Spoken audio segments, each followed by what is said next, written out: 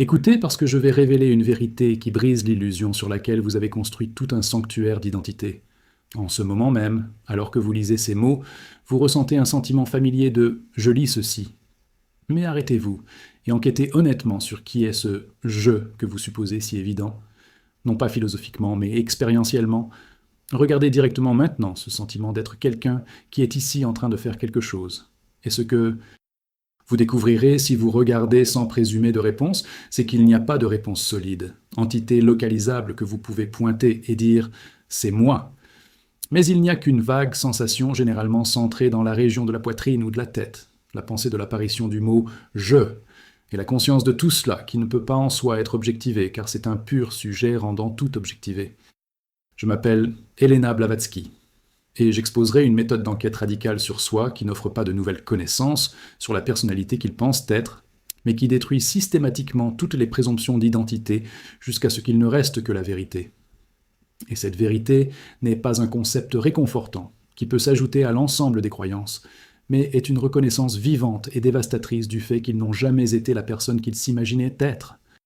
Tout au long de leur vie, que le moi qu'ils ont si farouchement défendu et promu est une fabrication mentale sans substance réelle, et que ce qu'ils sont vraiment est si vaste, et il est incompréhensible pour l'esprit commun que la plupart reculent de terreur lorsqu'ils sont confrontés à une possibilité, au lieu de plonger dans une découverte qui annihile simultanément tout ce qu'ils savent et révèle une dimension de l'être qui n'est jamais née et ne mourra jamais.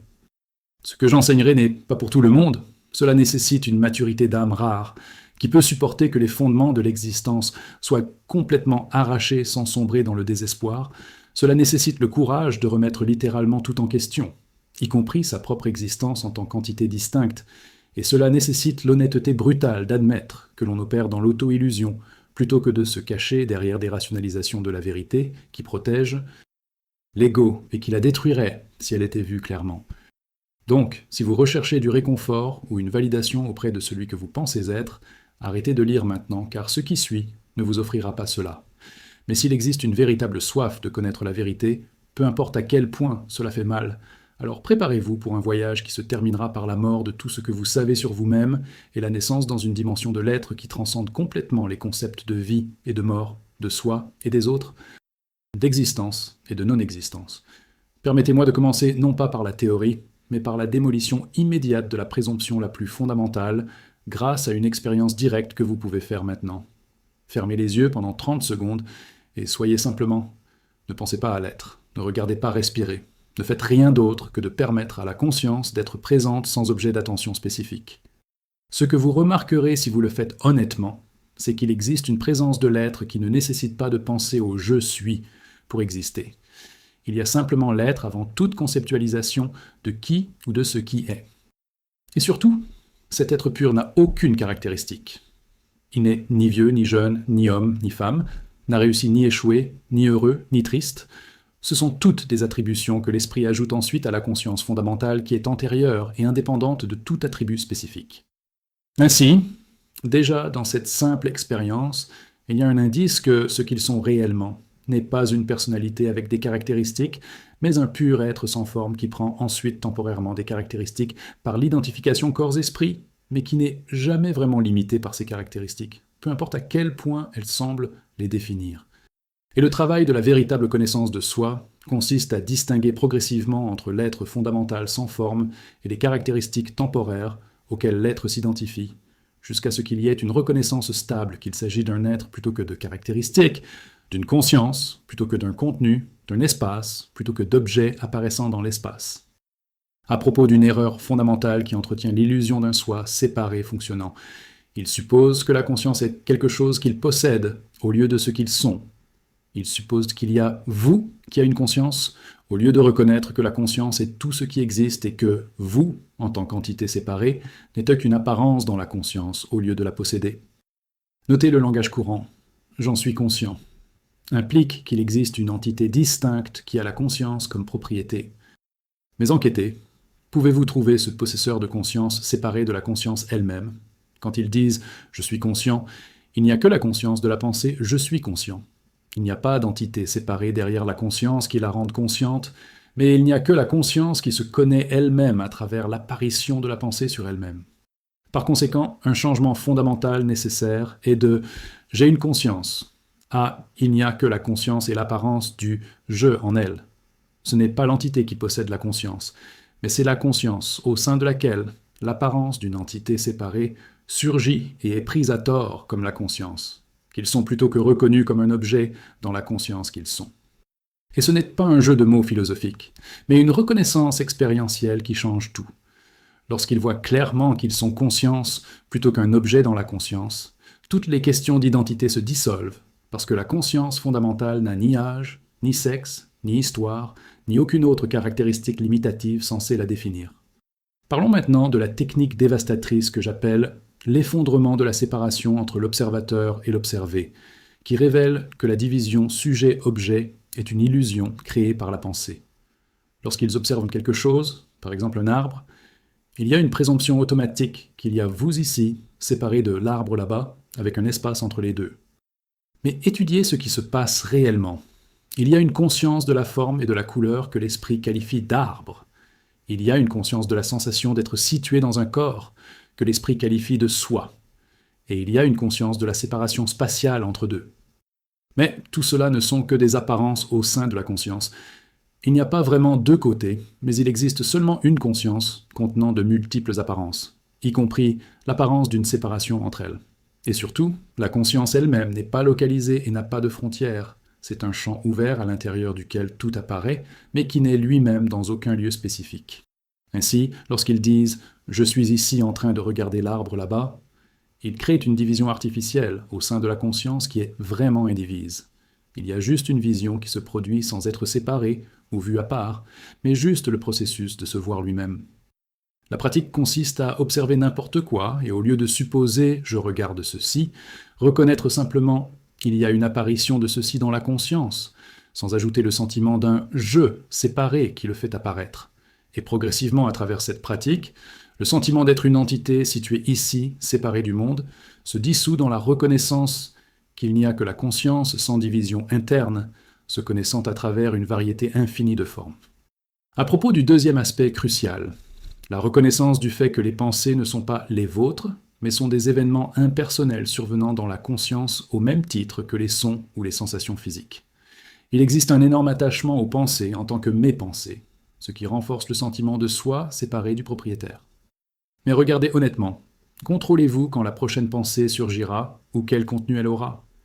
La pensée apparaît spontanément à partir de sources non conscientes, puis il y a une affirmation « je l'ai pensé », ce qui crée l'illusion de la paternité. Mais s'ils étaient réellement les auteurs de pensées, ils pourraient choisir de ne penser qu'à des pensées agréables, et jamais à des pensées négatives ou dérangeantes. Évidemment, ils n'ont pas ce contrôle, donc la paternité est une illusion. La pratique consiste à observer les pensées comme des phénomènes surgissant dans la conscience plutôt que comme des productions du soi. Il y a simplement une pensée qui se produit de la même manière qu'il y a l'audition de sens ou la vision de couleurs, et ni l'une ni l'autre ne nécessite un penseur séparé. Pas plus que l'audition ne nécessite un auditeur séparé. Ce ne sont que des processus qui se déroulent dans la conscience et que l'ego revendique comme mien, créant un sentiment d'identité personnelle en s'appropriant des événements impersonnels. Et lorsque vous voyez clairement quelles pensées ne sont pas les vôtres, y compris la pensée du « je » qui n'est qu'une pensée supplémentaire, la structure entière du soi commence à s'effondrer parce qu'elle a été maintenue principalement en affirmant que les pensées étaient personnelles plutôt que de les reconnaître comme impersonnelles. Permettez-moi d'exposer un dernier paradoxe que l'esprit ne peut pas résoudre mais que la réalisation transcende. Ils cherchent à découvrir qui ils sont réellement, comme s'il y avait une entité cachée à trouver, mais une enquête honnête révèle qu'il n'y a aucune entité. Il n'y a que le processus de recherche lui-même, mais aucun chercheur distinct effectuant la recherche. Quand ils demandent « Qui suis-je ?», il y a une impulsion à chercher des réponses, comme s'il y avait vous qui ne connaissez pas votre propre identité et qui avez besoin de la découvrir. Mais qui est celui qui cherche à se connaître ? S'ils sont déjà eux-mêmes, comment peuvent-ils ne pas le savoir ? Et s'ils ne savent pas, comment peuvent-ils chercher ce qu'ils ne savent pas ? C'est le piège que Bouddha a souligné. Le chercheur et le recherché ne sont pas deux, mais en supposant qu'ils le soient, la recherche continue indéfiniment sans résolution. La résolution ne vient pas du fait de trouver la réponse, mais de l'effondrement du problème lorsqu'il voit qu'il n'y a personne pour avoir la réponse. Il y a juste une conscience qui est consciente d'elle-même sans avoir besoin d'une médiation d'entités distinctes.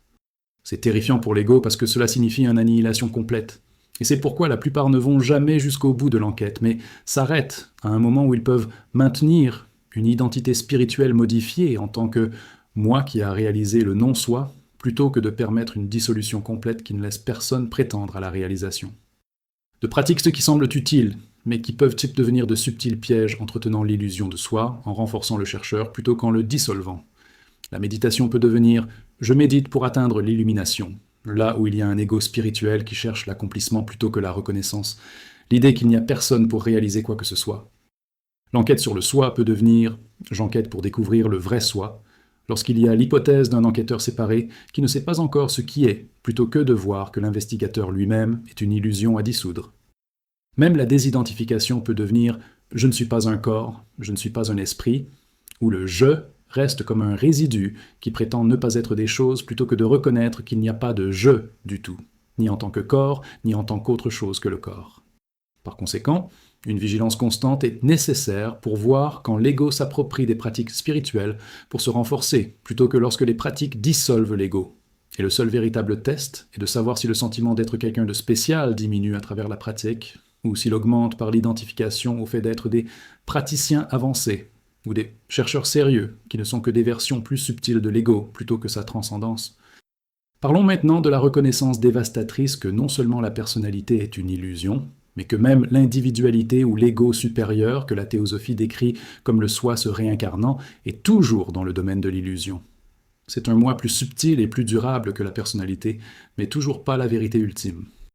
Il existe des couches d'identité de plus en plus profondes. D'abord, il y a l'identification avec la personnalité corporelle qui change la vie en vie, puis il y a la reconnaissance de l'ego supérieur qui persiste tout au long de la vie en accumulant des expériences, puis il y a la reconnaissance de l'atma ou de l'étincelle divine qui est identique dans tous les êtres, et enfin il y a la dissolution même du sentiment d'étincelle séparée dans un absolu non-duel où il n'y a plus personne qui soit identique ou différent, parce que la division sujet-objet s'est complètement effondrée. Et la plupart des traditions s'arrêtent à l'avant-dernière étape de la reconnaissance du soi universel, parce qu'il est si vaste, comparé au soi personnel, qu'il semble être ultime. Mais il existe toujours le sens subtil de « je suis Brahman » ou « je suis la conscience universelle », qui est la dualité ultime entre celui qui connaît et ce qui est connu. La vérité ultime, selon un non-dualisme plus radical, est qu'il n'y a ni soi, mais seulement ce qui est. Cela ne peut pas être nommé, il ne peut pas être connu comme un objet, il ne peut pas être atteint, parce qu'il n'a jamais été perdu, il ne peut pas être décrit, parce qu'il transcende le langage qui dépend de la division sujet-objet qu'il précède. Par conséquent, la connaissance de soi suprême est la reconnaissance du fait qu'il n'y a personne pour savoir quoi que ce soit, et qu'il n'y en a jamais eu. Il y a juste une chose exactement telle qu'elle est, sans aucune connaissance distincte. Sur la façon de vivre après un aperçu de vérité qui détruit les fondements de l'identité sans être complètement stabilisé dans la réalisation, une période difficile où l'ancien est mort, mais le nouveau n'est pas encore pleinement né. Il y a suffisamment de désidentification de l'ego pour qu'il ne puisse plus opérer à partir d'anciennes motivations basées sur l'intérêt personnel, parce qu'il voit qu'il n'y a pas de soi dont les intérêts doivent servir. Mais il n'y a pas encore de stabilisation dans la conscience fondamentale qui lui permette de fonctionner spontanément, sans référence au soi. Il y a donc une période de désorientation où la vie peut sembler dénuée de sens parce que tous les objectifs étaient basés sur l'hypothèse que vous aviez réussi ou échoué, et maintenant que cette présomption a été percée, il n'y a plus d'énergie pour poursuivre quoi que ce soit. C'est la nuit noire de l'âme que décrivent les mystiques. Ce n'est pas une dépression au sens clinique du terme, mais la mort d'anciennes structures de sens sans que de nouvelles ne se soient encore cristallisées. Pour surmonter cela, il faut de la foi, non pas dans un sens religieux, mais en tant que confiance dans le fait que le processus sait ce qu'il fait, même lorsque vous ne le savez pas, parce qu'il n'y a plus de vous clairement défini pour savoir quoi que ce soit. Et progressivement, en restant dans l'inconfort de ne pas savoir qui vous êtes ou quoi faire, on assiste à l'émergence d'un fonctionnement naturel qui ne dépend pas de l'autodirection, mais qui découle spontanément de la conscience, réagissant de manière appropriée à chaque situation sans la médiation d'une entité distincte de planification et de contrôle. Permettez-moi de donner un exemple concret de la façon de vivre du non-soi, plutôt que du soi, dans des situations quotidiennes. Imaginez qu'il y ait une décision à prendre concernant la carrière. L'approche normale consiste à rassembler des informations par l'ego, à peser le pour et le contre en fonction de ce que je veux et de ce que je crains, puis à faire un choix basé sur un intérêt personnel calculé. Mais quand ils voient à travers l'illusion du soi, il n'y a plus de vous dont les intérêts servent, alors tout le processus de décision basé sur l'ego s'effondre. Ce qui émerge à la place est une écoute profonde, non pas la voix de l'ego, mais la conscience de quelle option résonne comme étant alignée avec le flux de la vie plutôt que contre lui. Quel choix semble être une expression naturelle de l'intelligence universelle opérant à travers cette forme plutôt que comme une imposition d'une volonté personnelle. Et surtout, il ne s'agit pas de passivité ni d'abdication de responsabilité, mais c'est précisément le contraire. Il s'agit de réagir complètement sans le filtre d'un agenda égoïste qui déforme la perception et l'action. Actions become more effective because there is no longer internal conflict between what the ego wants and what the situation demands, and there is peace that does not depend on outcomes, because there is no longer you qui gagne ou perd en fonction des résultats, mais participe simplement au déroulement de la vie sans revendiquer la paternité ou la propriété des conséquences. À propos du piège final et le plus subtil, utiliser la reconnaissance du non-soi comme une nouvelle identité, où « je suis celui qui a vu à travers l'illusion du soi », devient un ego spirituel encore plus gonflé que l'ego mondain, car il revendique une supériorité sur ceux toujours piégés dans l'illusion. S'il y a de l'arrogance à l'égard de la vision, ou s'il y a une impulsion à enseigner aux autres à partir de la position « je sais et tu ne sais pas », alors il est clair qu'il y a toujours une opération autonome en utilisant simplement un langage non-soi pour se renforcer. La vraie vision produit naturellement l'humilité parce qu'elle reconnaît qu'il n'y a personne de spécial qui a vu quelque chose.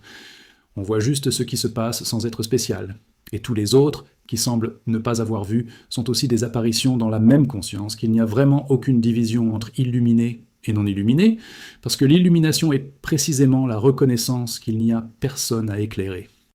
Ainsi, si la connaissance de soi a conduit à un sentiment d'être spécial plutôt qu'à la dissolution de quiconque pourrait l'être, alors il s'agissait simplement d'une appropriation du langage spirituel par l'ego, plutôt que d'une véritable transcendance de l'ego. Et la seule correction est de réexaminer qui se sent spécial et où cette particularité peut être trouvée lorsqu'elle est recherchée directement. Enfin, sur l'horizon ultime que les mots ne peuvent atteindre, mais qui peut être pointé comme la lune que le doigt indique, il y a ce que vous êtes vraiment, qui n'est jamais né et ne mourra jamais, parce qu'il n'a jamais été une entité distincte à naître ou mourir, qui ne peut pas être perdu parce que ce n'a jamais été un objet qui peut être trouvé ou perdu, qui ne nécessite aucune pratique pour y parvenir parce qu'il est toujours exactement tel qu'il est indépendant de quiconque fait quoi que. Ce soi, qui ne peut pas être décrit parce que la description nécessite une division entre le descripteur et le décrit, mais cela est avant toute division. Ce n'est pas une expérience, car les expériences vont et viennent, mais elles demeurent à travers tous les états, comme un fondement permettant aux états d'apparaître. Il ne s'agit pas de connaissance, parce que la connaissance requiert du connu, mais c'est la connaissance elle-même, avant tout, connue, spécifique. Ce n'est ni une existence, ni une non-existence, car les deux sont des concepts qui surgissent dans ce qui transcende la conceptualisation. Il est plus intime que les pensées elles-mêmes, car c'est ce qui permet aux pensées de surgir. Et il est plus vaste que l'univers entier, car il contient tous les univers comme apparition en lui-même. Et la seule façon de le savoir n'est pas d'ajouter quelque chose de nouveau, mais de supprimer tout ce qui n'est pas cela, jusqu'à ce que cela reste seulement, non pas comme un accomplissement personnel, mais comme révélateur de ce qui a toujours été le cas, mais qui a été obscurci en présumant qu'il y a quelqu'un de séparé qui a besoin de connaître quelque chose de séparé de lui-même, alors qu'il a toujours été juste de le savoir à travers l'apparence temporaire d'une division qui n'a jamais vraiment été une division, mais juste un jeu de la conscience avec elle-même. Et le dernier mot sur le paradoxe suprême qui ne peut être vécu et jamais résolu intellectuellement, ils doivent de chercher intensément comme si la libération dépendait d'un effort total tout en reconnaissant qu'il n'y a personne pour faire des efforts et rien à réaliser parce qu'ils ont toujours été ce qu'ils recherchent. Ce sont des vérités contradictoires que l'esprit ne peut pas concilier, mais qui sont toutes deux nécessaires si vous vous détendez simplement en pensant « je le suis déjà, donc je n'ai rien à faire ». L'ego profite de l'enseignement du non-effort pour justifier la complaisance et le manque d'investigation honnête. Mais s'ils font simplement des efforts intenses sans reconnaître qu'il n'y a pas d'acteurs séparés, ils renforcent exactement l'illusion de soi qu'ils tentent de transcender. C'est donc comme marcher sur le fil d'un couteau, enquêter pleinement sur qui est celui qui enquête, en sachant que cette enquête révélera qu'il n'y a jamais eu d'enquêteur, rechercher absolument qui vous êtes, tout en reconnaissant que chercheurs et recherchés ne sont pas deux, faire tous les efforts pour y parvenir tout en comprenant qu'il n'y a personne à faire et rien à accomplir.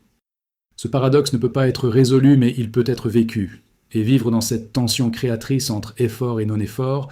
recherche et reconnaissance que personne ne recherche, est précisément une alchimie qui se dissout sans la violence d'essayer de forcer une dissolution qui ne serait qu'une autre action de soi essayant de se détruire. Comprenez également que la véritable connaissance de soi détruit non seulement les illusions réconfortantes, mais aussi les peurs fondamentales, qui fonctionnaient en supposant qu'il existait un soi séparé à menacer. La peur de la mort se dissout lorsqu'ils voient que ce qu'ils sont réellement n'est jamais né et ne peut donc pas mourir. La mort est la fin du corps et de la personnalité, mais la conscience fondamentale demeure à travers tous les cycles de naissance et de mort, comme un écran demeure lorsque les images projetées dessus changent. La peur du rejet disparaît lorsqu'ils reconnaissent qu'il n'y a pas de véritable soi qui puisse être rejeté. Il n'y a que des apparences d'approbation et de désapprobation. Tout surgit dans une conscience qui n'est touchée par personne, car ce n'est pas une entité qui a besoin de validation. La peur de l'échec se dissout lorsqu'ils voient qu'il n'y a pas d'individu capable de réussir ou d'échouer. Il n'y a que des événements qui se produisent sans qu'aucun auteur personnel n'en revendique la propriété, donc personne ne peut être diminué par des résultats négatifs. Et la peur de l'absurdité se dissout paradoxalement lorsque la reconnaissance du non-soi supprime tous les récits sur le but personnel, car il y a une libération du besoin névrotique que la vie signifie quelque chose de spécifique, et il y a une ouverture pour participer pleinement au mystère de l'existence sans avoir besoin de comprendre ou de contrôler. À propos de la transformation des relations, lorsque l'on opère à partir du non-soi plutôt que du soi, plus besoin d'utiliser les autres pour valider l'identité, parce qu'il n'y a pas d'identité à valider, plus de peur de l'abandon, parce qu'il n'y a aucune personne réelle qui peut être abandonnée, plus de jalousie parce qu'il n'y a aucun possesseur qui peut perdre la possession, plus de conflits basés sur la défense d'une position parce qu'il n'y a pas de détenteur de position qui a besoin d'avoir raison. Ce qui émerge est l'amour qui n'est pas une transaction entre deux moi séparés voulant chacun quelque chose de l'autre, mais est la reconnaissance de la même conscience regardant à travers tous les yeux, donc l'amour de soi à soi sans réelle division. Et surtout, cela ne le rend pas froid ou distant, mais bien au contraire. Une intimité plus profonde est possible parce qu'il n'y a plus de murs de distance défensive séparés, et il y a une véritable attention parce que le bien d'autrui n'est pas séparé du bien du soi qui englobe tout. Voyons maintenant pourquoi cet enseignement est si rare et pourquoi la plupart des traditions ne parviennent pas à atteindre la vérité ultime du non-soi absolu. D'abord parce que c'est trop déstabilisant pour la structure psychique de la majorité, qui a besoin d'un sens de soi pour fonctionner, et qui sombrerait dans la psychose si elle perdait un ancrage identitaire avant d'être prête. Deuxièmement, parce que l'ego peut facilement s'approprier le langage du non-soi pour créer une identité spirituelle encore plus fortifiée. L'enseignement peut donc être contre-productif s'il est donné prématurément. Troisièmement, parce qu'il n'existe aucun moyen de vérifier extérieurement si quelqu'un a réellement réalisé le non-soi ou s'il ne fait que répéter des mots, cela ouvre donc la porte aux charlatans qui parlent bien, mais vivent avec un ego gonflé. Et quatrièmement, parce que la dissolution du soi supprime la motivation de la plupart des actions humaines, y compris la quête spirituelle elle-même, de sorte que cela peut sembler nihiliste ou dangereux pour les structures sociales qui dépendent de personnes agissant dans un intérêt personnel calculé. Par conséquent, traditionnellement, cet enseignement était réservé au cercle restreint des disciples mûrs qui ont démontré, au cours des années de pratique, qu'ils ont la stabilité nécessaire pour soutenir la vérité sans effondrement ni discrimination, afin de ne pas la déformer en renforçant l'ego plutôt que de le dissoudre. À propos de l'espoir paradoxal qui existe dans un cadre qui semble désespéré, il n'y a aucun espoir pour l'ego d'atteindre la libération, parce que l'ego est précisément un problème et non une solution, mais il y a une certitude absolue que qui vous êtes vraiment n'a jamais été piégé et n'a jamais eu besoin de libération, parce qu'il a toujours été et sera toujours exactement tel qu'il est, indépendamment de toute histoire d'imaginaire de soi piégé et cherchant la libération. Il n'y a donc aucun espoir, mais il y a quelque chose de mieux. Il est reconnu que toute la recherche était basée sur un malentendu fondamental, et que la résolution ne vient pas de la réalisation de quelque chose, mais de la constatation qu'il n'y a jamais eu de véritable problème, juste une confusion au sujet de l'identité. C'est comme se réveiller d'un cauchemar et reconnaître que le danger qui semblait si réel n'était qu'un rêve. Ils n'avaient pas besoin de vaincre un monstre parce qu'un monstre n'était jamais réel. Ils avaient juste besoin de se réveiller et de voir que c'était un rêve.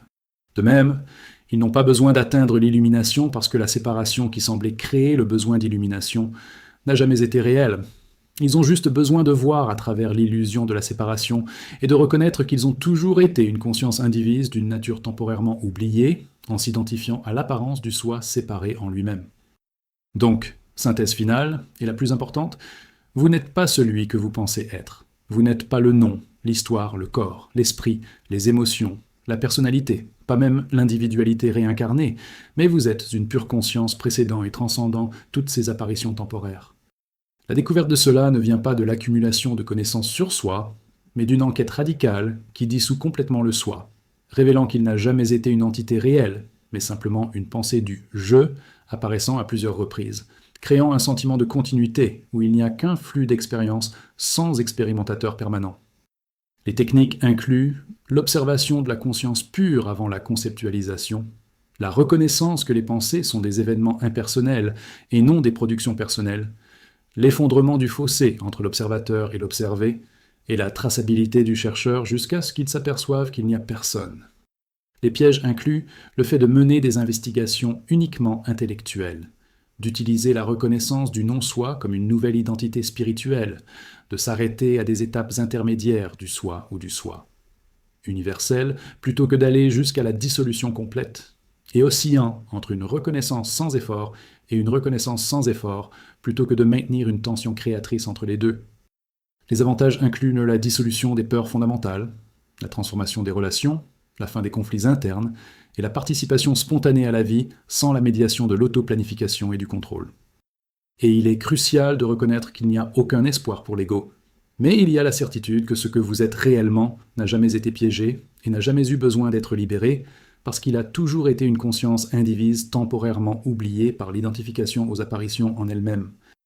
Puissent-ils avoir le courage de remettre en question non seulement les croyances sur l'identité, mais leur existence même en tant qu'entité distincte, qui peuvent avoir l'honnêteté d'admettre que l'ego s'approprie le langage spirituel pour se renforcer, qui peuvent avoir la persévérance de continuer à enquêter à travers la nuit noire lorsque l'ancien soi est mort mais que le nouveau n'est pas encore né, qui peuvent avoir le discernement nécessaire pour voir la différence entre une transcendance authentique et une identification subtile avec un être transcendant, et qui peuvent, par une enquête radicale, reconnaître qu'ils n'ont jamais été une personne en quête d'illumination, mais qu'ils l'ont toujours été, ce qui n'est pas une réalisation ni un état atteint, mais une simple vision de ce qui a toujours été le cas. Seulement obscurci, en présumant qu'il y a quelqu'un qui a besoin de voir quelque chose, alors qu'il n'a toujours été que voir se voir à travers l'apparence temporaire d'une division, entre voir et voir qui n'a jamais vraiment été une division, mais juste cela, se manifestant comme multiplicité sans perdre l'unité fondamentale qui ne peut pas être perdue, parce qu'elle n'a jamais été un objet qui a pu être trouvé ou perdu, mais est le fondement même de toute apparition et disparition d'objets dans un jeu infini de conscience, se connaissant par l'oubli temporaire puis le souvenir, dans des cycles sans fin qui sont simultanément absolument réels, au niveau relatif, où il y a des séparations.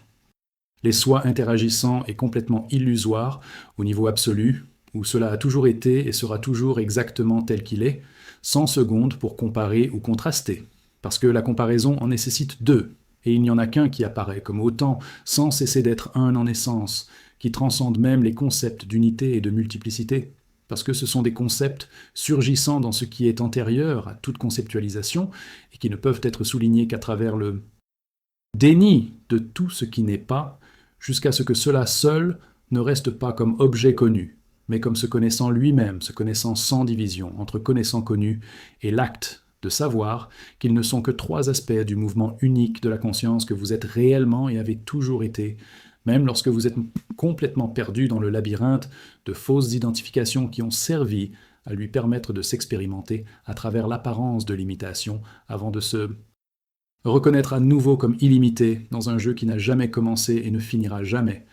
parce que le début et la fin sont des concepts temporels et qui est intemporel, restant toujours exactement tel qu'il est, à travers toutes les apparences du temps et des changements qui s'y produisent, sans toucher à ce qui reste comme le fondement immuable de tout, se transformant en mystère ultime que les mots ne peuvent capturer. Mais quoi? Le silence d'un esprit immobile, c'est directement quand toutes les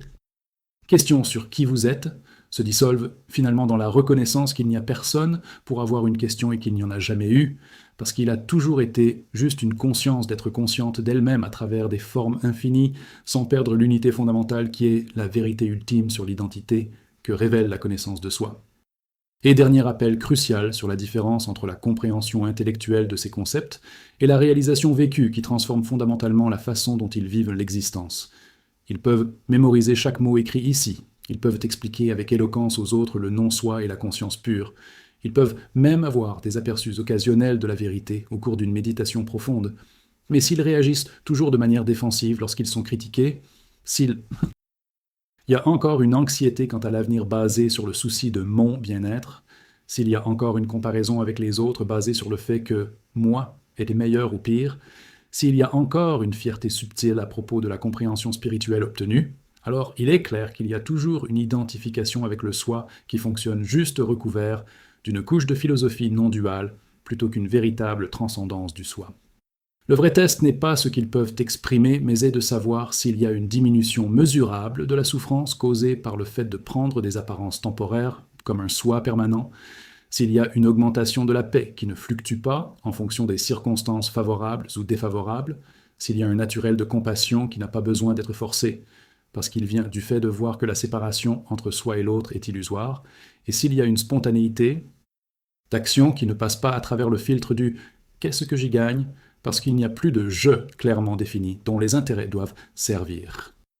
Alors soyez brutalement honnête avec vous-même, sous « ils sont là où ils sont réellement », plutôt que de prétendre être plus avancés qu'ils ne le sont, et utilise l'écart entre la compréhension conceptuelle et la réalisation vécue, non pas comme une source de découragement, mais comme une clarté sur ce qui doit encore être travaillé à travers une enquête plus profonde et plus soutenue, jusqu'à ce que la vérité pénètre non seulement au niveau de l'intellect, mais au niveau de l'être fondamental, transformant non pas ce qu'ils savent, mais ce qu'ils sont, ou plus précisément révélant qu'ils n'ont jamais été ce qu'ils présumaient être, et se libérant du besoin d'être quelque chose de spécifique, en faveur simplement de étant ce qu'ils ont toujours été, sans avoir besoin de définir ou de défendre, parce que ce qu'ils sont transcende toutes les définitions, et ne peut être menacé par rien, donc il n'a pas besoin de défense, dans une paix qui dépasse l'entendement, parce que ce n'est pas la paix de quelque chose de spécifique, mais l'absence de perturbation fondamentale, qui vient du fait qu'il n'y a plus quelqu'un qui peut être dérangé, lorsque le soi qui pourrait être perturbé est vu comme une illusion et se dissout, ne laissant que ce qui n'a jamais été perturbé et ne le sera jamais, parce qu'il n'est jamais entré dans le jeu du temps et de la forme où la perturbation est possible, mais reste comme un fondement intemporel et sans forme de tout jeu, temporel et formel, dans la reconnaissance qui est à la fois la fin de toute recherche, parce qu'il n'y a plus de chercheur, et le début de la vraie vie, parce que, pour la première fois, il n'y a plus de soi qui obstrue le flux naturel de l'existence à travers la forme particulière que vous semblez être, mais pas dans son essence qui reste toujours libre, même lorsqu'elle est apparemment piégée dans la confusion de prendre un soi séparé comme réel. Ainsi, la prochaine fois que la pensée « je » surgira, et elle surgira des milliers de fois parce qu'il s'agit d'une habitude profondément conditionnée, qui dure toute la vie, faites une pause et enquêtez immédiatement. Qui est ce « je » qui émerge maintenant? D'où ça vient? Où va-t-elle quand la pensée passe? Que reste-t-il lorsque le « je » n'est pas présent entre les pensées? Et à travers cette enquête répétée des milliers de fois au fil des mois et des années, l'emprise de l'identification avec un soi séparé s'affaiblit progressivement jusqu'au jour où l'on reconnaît spontanément qu'il n'y a jamais eu personne, que toute souffrance était basée sur la défense et la promotion d'un fantôme, que la libération ne nécessite pas d'accomplir quelque chose de nouveau, mais seulement de voir à travers une vieille illusion, et que ce que vous êtes vraiment a toujours été là exactement tel qu'il n'a jamais été perdu, seulement temporairement obscurci par un nuage de fausses identifications qui, lorsqu'il se dissipe, révèle le soleil de la conscience qui a toujours brillé indépendamment des nuages qui vont et viennent dans le ciel, ne l'a jamais été. Touché par les conditions météorologiques temporaires qui s'y produisent, et dans cette vision, la recherche prend fin non pas parce qu'ils ont trouvé ce qu'ils cherchaient, mais parce qu'ils ont vu qu'il n'y a jamais eu de véritable chercheur pour rechercher quoi que ce soit, qui soit exactement cela sans avoir besoin d'être autre chose, car c'est la complétude en soi qui n'a pas besoin d'ajouter ou de soustraire quoi que ce soit pour être complet, comme c'est le cas à chaque instant. D'incomplétude apparente, c'est juste jouer à être incomplet sans réellement perdre la complétude fondamentale que vous êtes au lieu d'avoir.